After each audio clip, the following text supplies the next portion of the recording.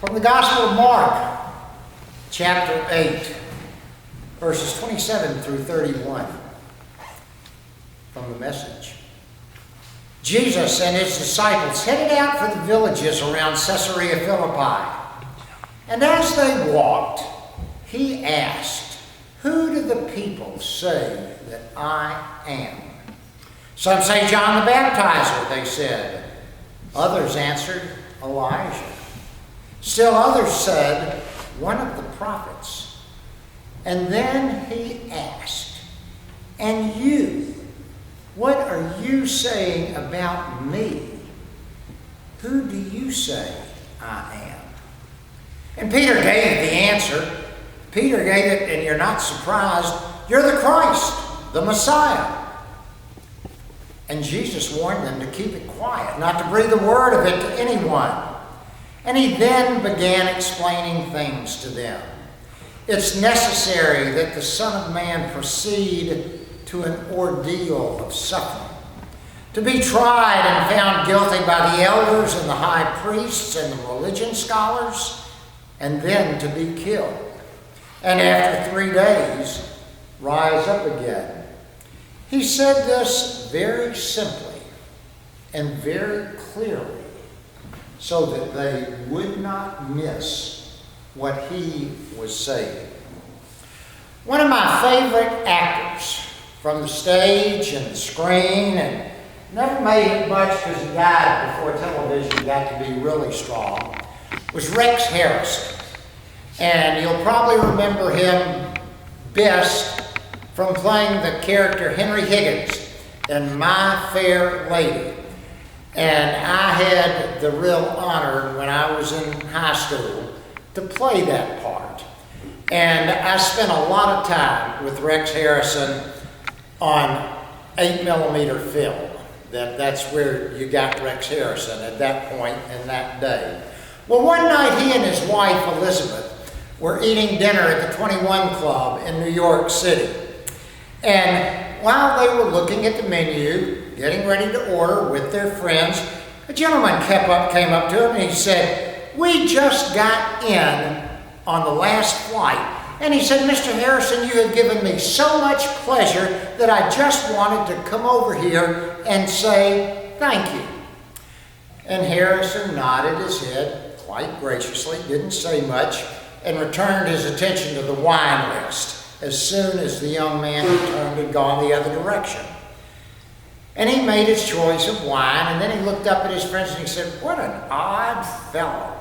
I don't know why he made such a fuss over his last flight. I came in on the last flight from London, and I didn't make any big to-do about it." And his wife looked at him, and she said, "Honey, you don't know who that was, do you?" He said, "No, he was a nice man." She said, "That was James Lovell, the astronaut. He just got back from flying around the moon." Well, of course, Harrison was mortally embarrassed. I mean, really embarrassed. If he had known who he had been talking to, he might well have shown him a little bit more respect. Well, the fact is, the same thing kind of happened to Jesus some 2,000 years ago. People failed to recognize who Jesus really was. Even the disciples, those who were closest to him, missed practically the whole point of his ministry until after he had died and after he had risen again. Once, our story today, when Jesus and his disciples were traveling through Caesarea Philippi, they were on their way to Jerusalem.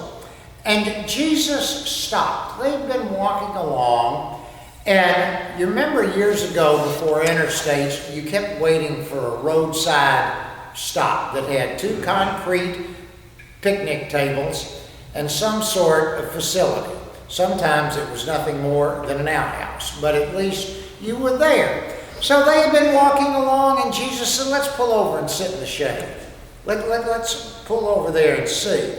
So as he did that, he paused there to give his disciples what we probably call today a reality check.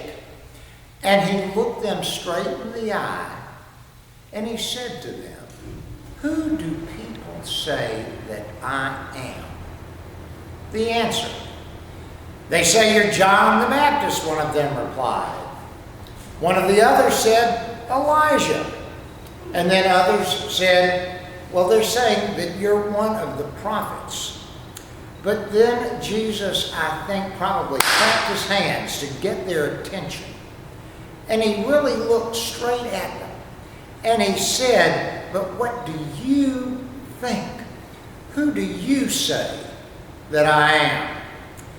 Now, I find that a very interesting question, because after being with him for so long, did Jesus really believe that his disciples weren't sure of who he was? Or could he just have been testing them?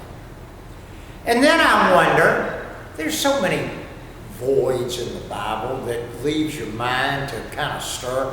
I wonder how long it took them to answer the question. You know, it's always easier to say what others think than what we believe. It's always easier to answer a question by saying, "Well, my grandmother said this." Or maybe we say, "My mother always taught me this." But it can sometimes be very, very difficult for us to voice our own opinions. Sometimes it's not very difficult at all, and that's when wisdom might need to jump in and play a little bit of part. But anyway, maybe that's why Jesus asked this question. Who do you say? Who do you say that I am? Guess what, folks? He wasn't talking to those 12 fellas walking along the street with him. He was talking to us 2,000 years later. And I say this because it's vital for every one of us who calls ourselves a follower of Jesus to answer this critical question for himself or herself. And I ask this morning that you ponder that. Who is Jesus to you? Who is Jesus to me? How do you define Jesus? And probably this is the most important question that any of us will ever be asked in our lives. And it will tell us when we answer it how intense our faith really is.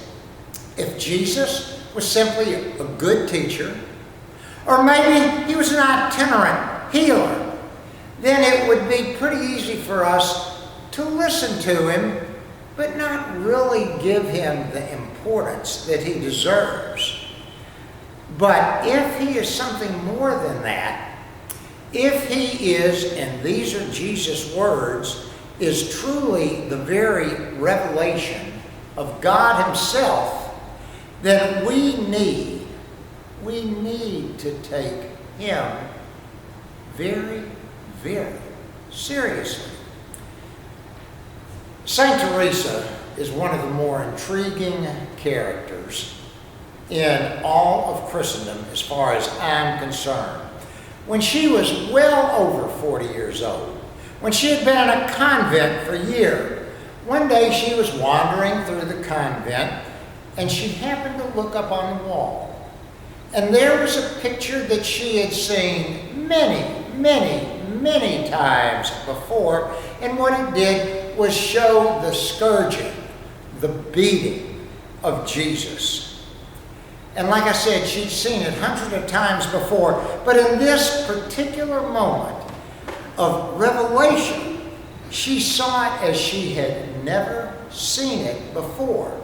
She saw God suffering, and her words were this: suffering for his love for her. And when she came to that reality, she said she fell to her knees. She sobbed in pain and wonder. And then she said when she stood up, when she rose from that kneeling position, she forevermore was a totally different person. This was a great divide in her life. She had lived a good life over here, but now she's had this epiphany about Jesus and his love for her. And that experience changed everything for her. And she said, and her words were this, that she arose knowing that she had a sense of an unpayable debt. That happens. That happens, friends, when people discover who Jesus really is for them personally, one-on-one. Jesus asked, "But who do you say that I am?" Well, one of the disciples had the right answer. Guess which one? You know who it was. "You are the Messiah," he said. And how does that sound to you? Is that how you would have answered Jesus' question? Don't we, with an honest and open heart and without reservation, say, every Sunday morning, I believe what? That Jesus is the Christ, the Son of the living God, and I accept him as my Lord and Savior. Put those words right next to Peter's words. It's the same answer, just said a little bit differently. We answer it the same way Peter did. We say that, yes, you are the anointed Son of God. And it was when Peter said what he said, yes, you are the Messiah, that Jesus showed to his disciples, then and only then, the plan for his ministry on earth. And he spoke oh so plainly.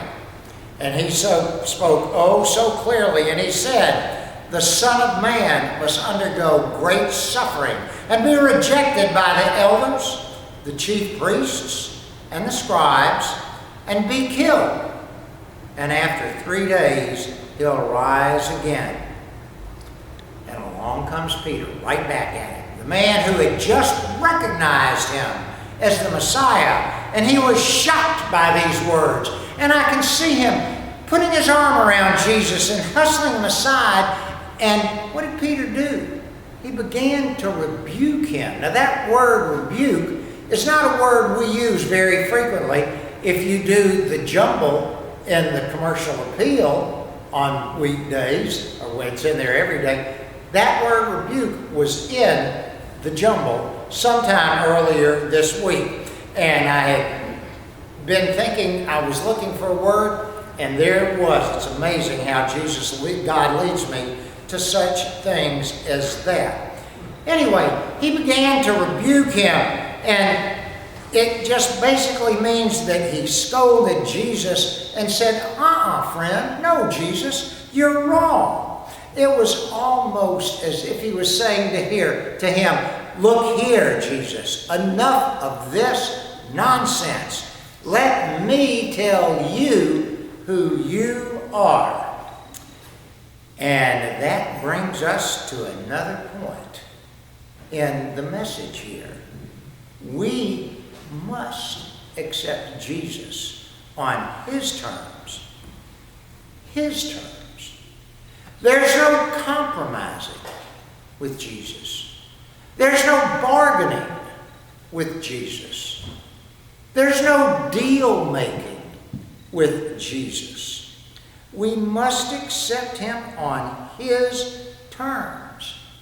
And I really think, had the disciples and Jesus been walking down that road on their way to Jerusalem, and they had broken out in Elvis or Frank Sinatra song, I Did It My Way, he might have put his arm around them and rebuked them, because that's not the way it works.